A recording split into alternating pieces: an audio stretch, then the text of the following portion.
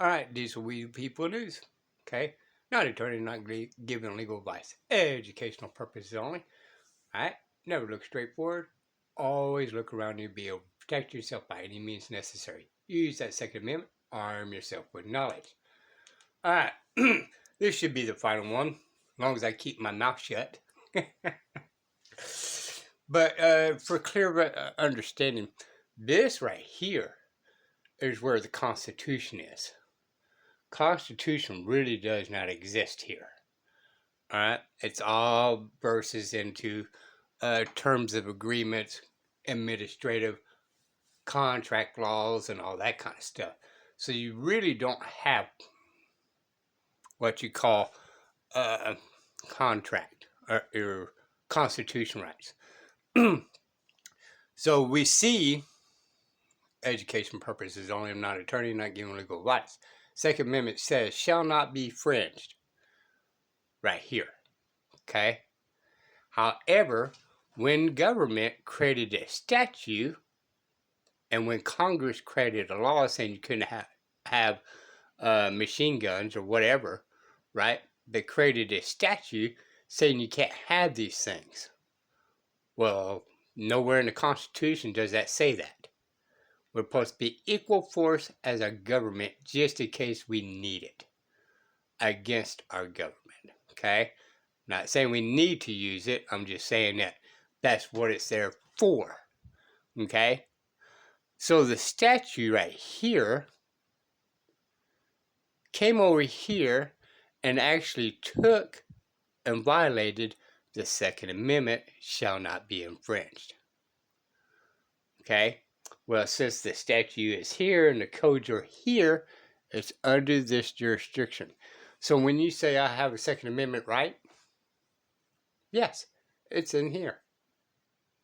However, when they bring you into the courts, it's over here. Over here, it's supposed to be judicial only. No magistrates. They're not supposed to exist here. Okay? Now, later on, they did create magistrate, but the sole purpose during the beginning, allegedly, they got to slowly take our rights away. So, they get to see a magistrate to find out whether you are in the common law jurisdiction or if you're under real contract law under the business license corporation. Okay? And since your city and your state became corporations, they are going under the presumptions that you are part of their employees. And if you're part of their employees, they don't even treat you as servants. They treat you as subjects. Over here, government shall not be infringed is our servant. See the distinction, what they've done between us? You can, educational purposes only, you can scratch all this out. But men still have just authority over the person because we still have natural rights. We don't have to ask for permission as long as we do not cause harm, loss, and damages to another man. All right? Case in point, right? We talked about on another video how allegedly a lady was a victim. But they went through the commercial part of the jurisdiction, the magistrate, not a real judge, right? Because what did they do? They attached a fine to him, okay? And to get remedy, she would turn around and have to turn around and sue her victim. Sit and think about that, y'all. In this section, it was for the state's benefit of that agreement on that YouTube channel. It's for the state's benefit. It was never for her benefit. Over here, it was for the victim's benefit to be sitting in jail. And she does not have to go after him for money or suing him. I don't know what's complicated about that. Where we belong. Now, somewhere along the way, as we became a global society, it became necessary to develop merchant law. So this came about because ships were sailing seas and doing commerce in a global way, and it wasn't just as simple as exchanging goods and services on the land. So a whole nother jurisdiction developed, the jurisdiction of water, which is also known as the jurisdiction of commerce, commercial law, maritime law, and admiralty law. Right, so we can see that this developed out of necessity, and there was a whole class of merchants who sort of developed this system of the lowest level of the hierarchy of jurisdictions. So this is a legal jurisdiction. So the flavor changes here quite a bit. This jurisdiction is governed by statutes and codes, and it is quite complex. If you go from there are two laws, do no harm and do not trespass, to the massive book of statutes and codes that just the corporate US government alone has going, it's like, oh, by the way, in common law, when the government actually did a usurpation on your rights, that was actually called battery on you. That common law trespass on you was a trespass of battery. Okay? And if the courts charged you to get remedy, that was battery. Or, not battery, excuse me, I'm sorry, y'all. Domestic abuse. My bad. Right? In common law, when government did a usurpation against you, and if the courts charged you to get your remedy in your courts, that was a usurpation, and it caused you harm by way of trespass, domestic abuse. Not what we have domestic abuse today. Domestic abuse in common law was the government. Okay? mind-boggling. There's a lot, right? So it's very complicated, it's very complex, there's lots of nuance, there's lots of rabbit holes and hidden loopholes to explore, if you're into that sort of thing. So this jurisdiction developed the money system and the banking system.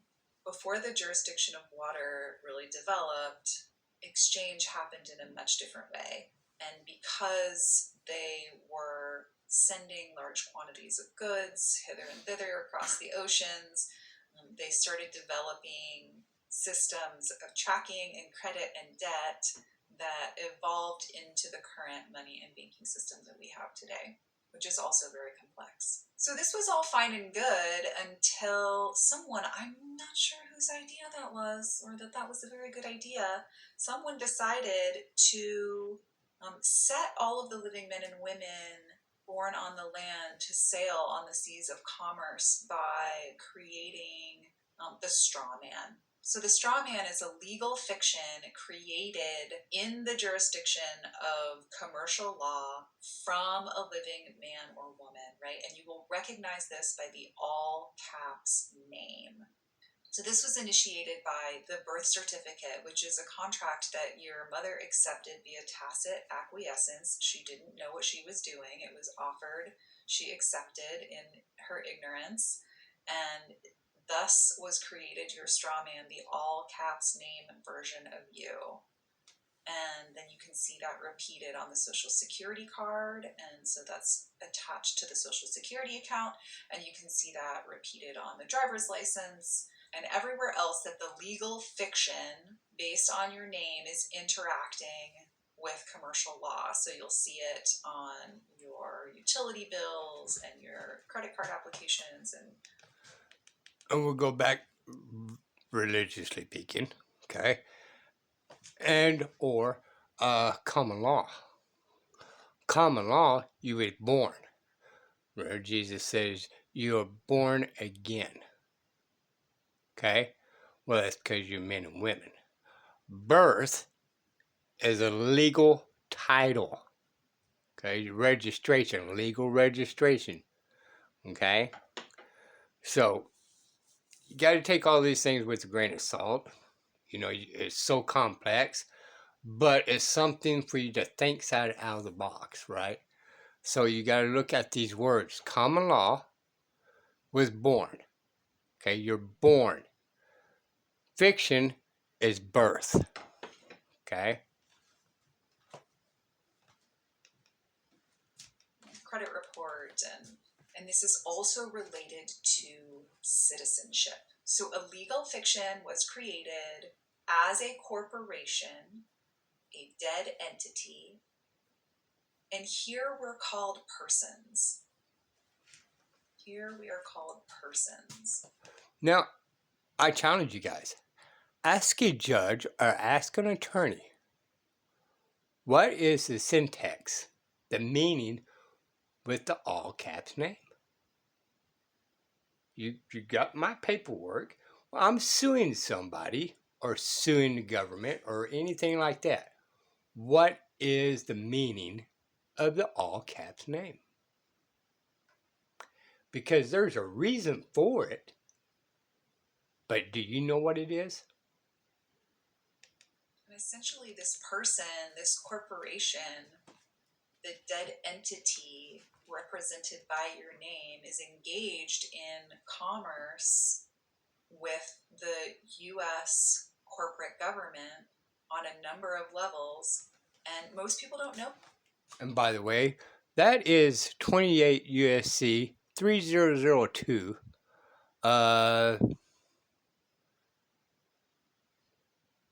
B15, I believe. United States is a corporation. This, right? Most people don't know this. Now, some people find out this information and they're like, oh my God, what an abuse of power, what a usurpation of my name. Get me out of here. Like, I'm not doing this anymore. And there is a big movement to become what's called a state national, which requires lots of paperwork and recording with the US federal government that you're not a citizen and sort of revoking your contract with the straw man. And that's certainly an option. You know, that's certainly an option people are doing, and it's fueling their sovereignty journey. So what I've discovered is that it's fine to just leave the straw man where it is. That all caps name can be there and do its thing. And we, as living men and women, can just know that we're not that. And that's really the important part, right? Just knowing that that all caps name is a legal fiction that was created on top of you. It's like a mask. It's like a costume. And you can choose to put that costume on and be that when it serves you, and you can choose not to when it doesn't serve you. Our whole system is in such a massive transition right now. You know, the nature of the straw man is probably changing, and the nature of our awareness is changing. All we really need to do is remember who we are as sacred, sovereign creators. Remember that we are living men and women of the living soil of the earth, and we can keep ourselves in the jurisdictions that we choose. Now, if you end up in court, it's really tricky to stay in the jurisdiction of your choosing, because their whole training and everything that they say is designed to pull you back in. Now, I'm not going to teach about that because it's not my forte, but the whole point of learning all of this is to really just embody it, right? And when we embody it, and when we maintain that connection, when we maintain the authority for our own lives, and we don't slip into the trick that someone outside of ourselves should be taking care of us or should be responsible for this thing, then it's simple to stay in our chosen jurisdiction. And when we know that and when we embody it deeply, it shifts the bioenergetic field. And any of you who practice energy work and magic know that shifting the bioenergetic field can bring beautiful gifts into your sphere and really limit the external challenges that we can face, right? I'm gonna end it here, y'all. This over here, I believe, okay, is your graven image. Okay, that's the reason why in the good book in 16, 17 different times that has no respect for the person, right? The good book keeps telling you that he wants everybody operating in good faith and good honor. All right, respect one another and all that kind of stuff. Okay, so and govern yourself accordingly. Okay, do not cause no harm to another man or woman. It's not complicated. All right, it's just the government has to be involved in every single aspect of your life. Every little bitty, teeny weeny thing, right down to your offspring. Okay? And your family. Why do you think there's so many divorces now? Right? Because government is directly in your face about it. I'm Renton. These are We the People News. Bye, y'all.